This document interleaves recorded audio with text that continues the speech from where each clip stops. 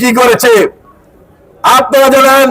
আপনারা যখন আন্দোলন বন্ধ করে দিয়েছেন, আমাদের নেতা তারেক রহমানের নেতৃত্বে বাংলাদেশের প্রতিটি মানুষ, বিশেষ করে জাতীয়তাবাদী শক্তির প্রতিটি মানুষ কিন্তু রাস্তায় নেমে গিয়েছিল।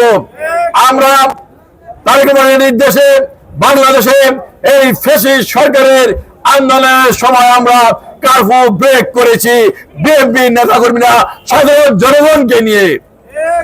আপনারা কিন্তু আপনাদের পরিবার বলেছে আমাদের সন্তানদের নিরাপত্তার জন্য সরকার তাদেরকে ডিবি অফিসে রেখেছে, অর্থাৎ আপনারা সরকারের আত্মদিন আপনারা নিরাপদে ছিলেন।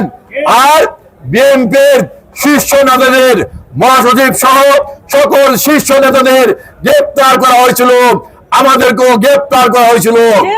আমাদেরকে এই ডিবি অফিসে ডিবি হারুন চোখ বেঁধে, হাতে হ্যান্ডকাপ লেগে, হাতে উপরের দিকে বেঁধে আমাদেরকে অমানসিক নির্যাতন করা হয়েছে। আর ডিবি অফিসে আপনারা লেগের পারে আপনারা ইভিনিং ওয়াক করেছেন, ডিবি অফিসে ঘুরে বেরিয়েছেন। এটার অর্থ কি মানুষ কিন্তু বুঝতে পারে।